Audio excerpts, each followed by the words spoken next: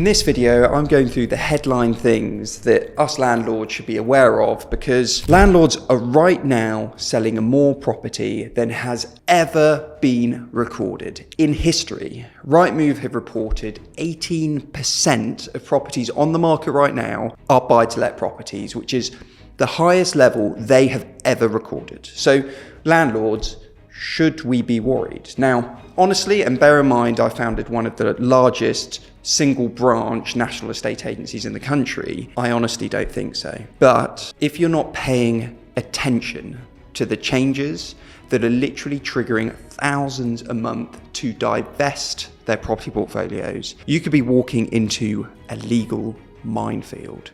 Labour's new Renters' Rights Bill, as well as all the tax changes we're facing, are shaking things up. And whether you own a single buy-to-let property or manage a large portfolio, you need to be aware of these changes, because if you're aware, there really is nothing to fear in my view. But before we get into it, if you don't know me, I'm William Gale, founder of the UK home buying company British Home Buyers and the nationwide estate agency British Home Sellers. And over the last decade, I've seen a lot of changes in the UK property market, but this is shaping up to be a year of massive legal shifts.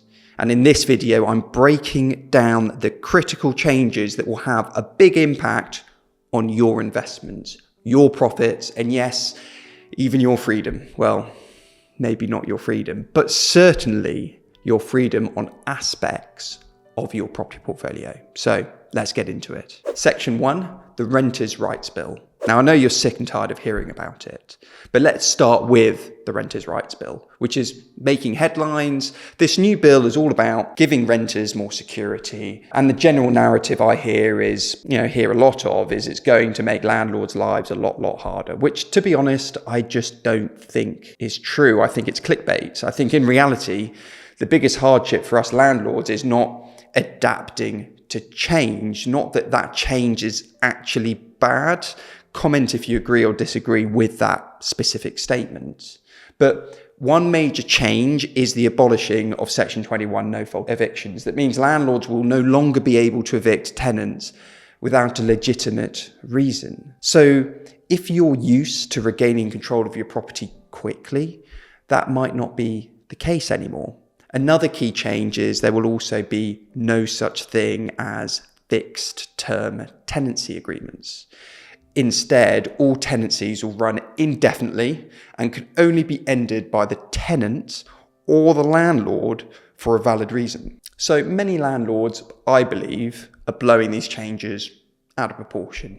Because although Section 21 no-fault evictions is being removed, you will still have access to issue a Section 8 notice if your tenant breaches the terms of their tenancy agreement for things such as rent arrears, damage to the property, antisocial behaviour. So what's the problem? You're probably going to say the court system is going to be the problem. It's going to clog it up, sure. But that doesn't mean this change is bad. It just means the next thing we need to pressure the government on solving is solving the court system. And a problem is easier to solve when it's there, once it's already in place. There are other slight changes. In the case of rent arrears, currently a tenant would need to be in 2 months rent arrears before being able to issue a Section 8 notice to them. However, the plan is it will be changed to 3 months. Yes, I know, not ideal.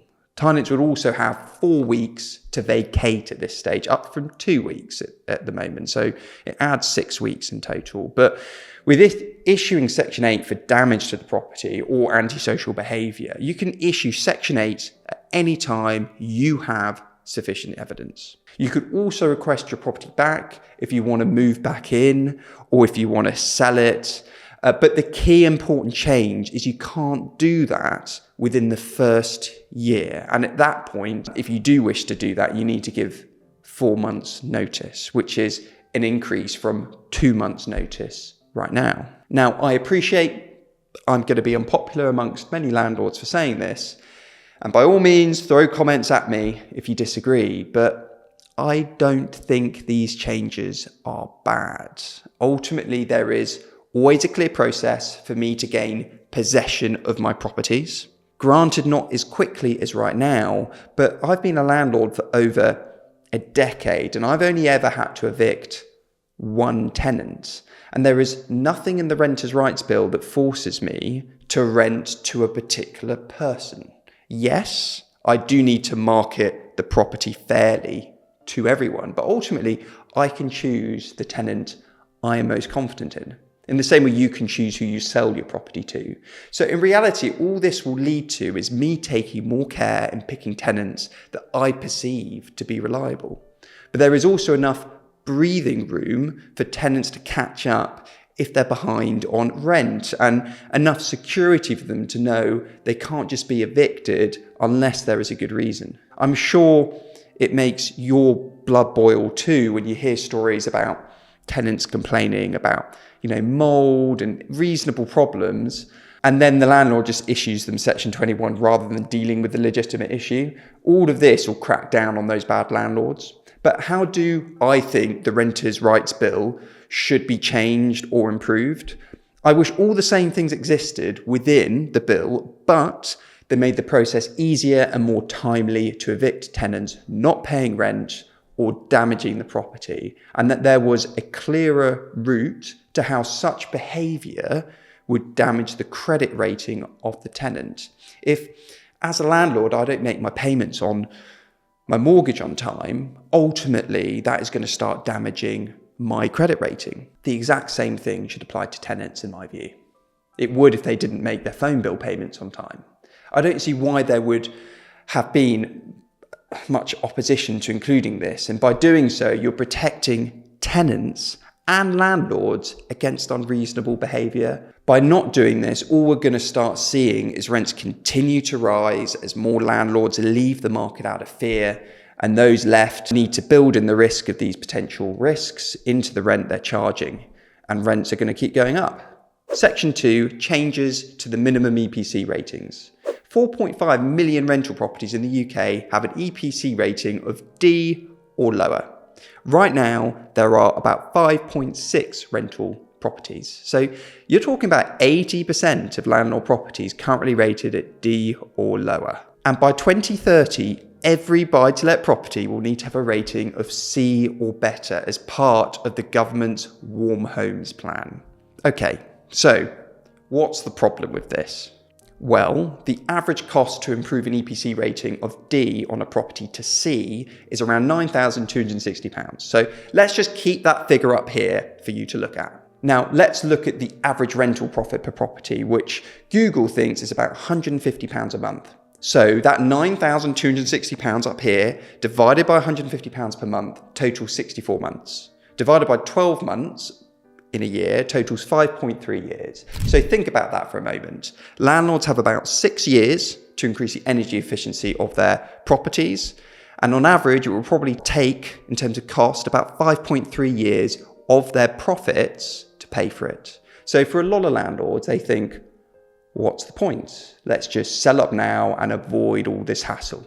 It's going to suck all the profitability out of the property anyway.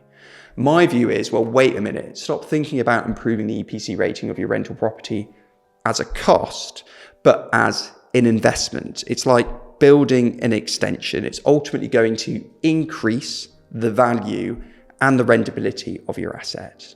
Also, in reality, as we get closer and closer to the EPC deadline, I'm pretty sure we'll start to see more and more products that enable you to spread the cost of any investment over 5 to 10 years. So in reality, if you're patient, you should still maintain a property portfolio over the entire period anyway. Section 3, new taxation rules and capital gains. There is a reason why record levels of landlords are setting up limited companies for their property investments. Because you get better tax treatment on your investments, and it is easier to compound value. You can deduct interest as a cost. You can easily deduct business-related costs pre-tax. You can retain profits within the company at lower tax rates. So if you retain value in the business, you only pay corporation tax of 19% if your profits are under £50,000, increasing to 25% on profits over 250,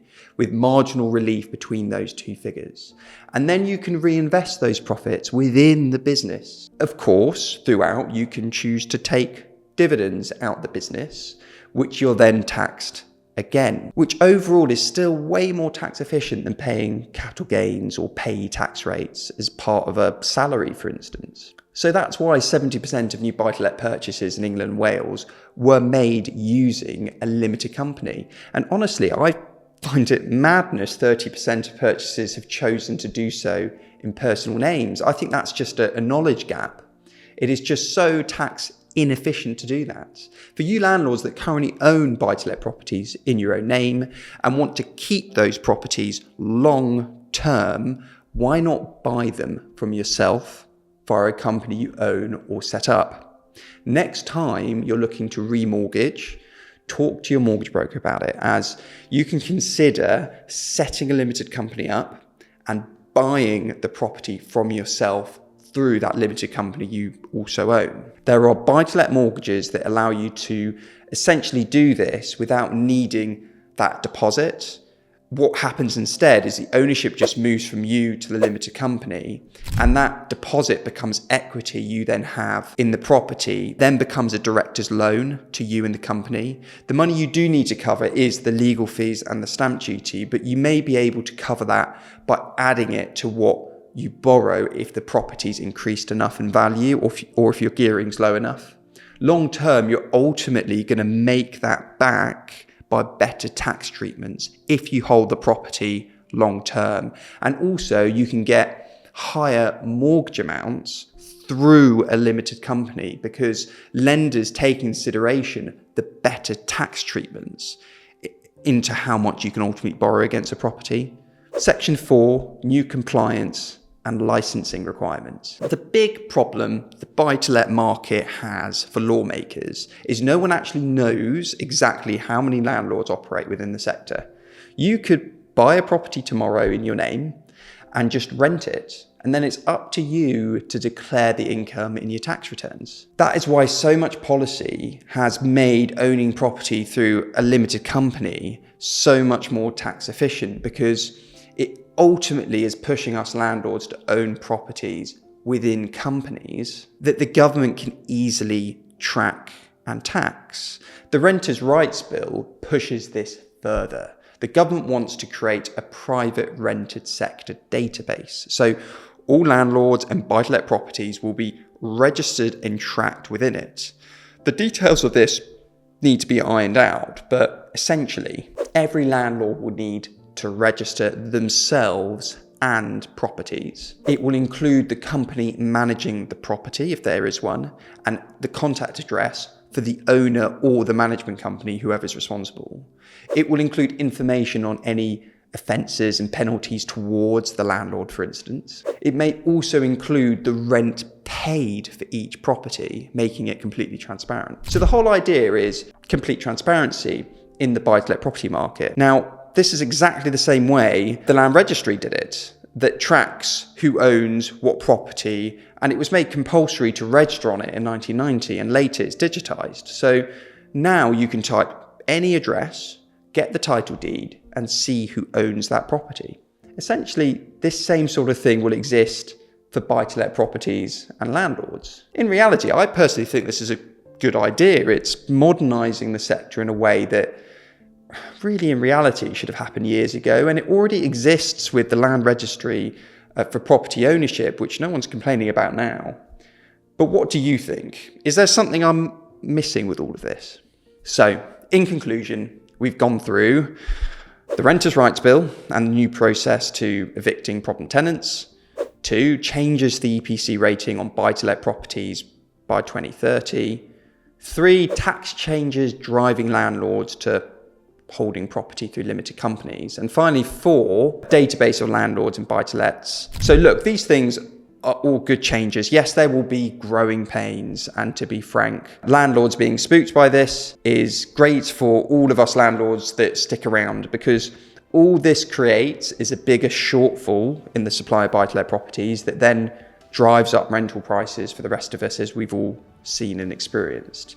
you're then going to have a government scrambling to fix that problem they've created. Let's hope they don't bring in rent controls. I'll see you in the next video up here.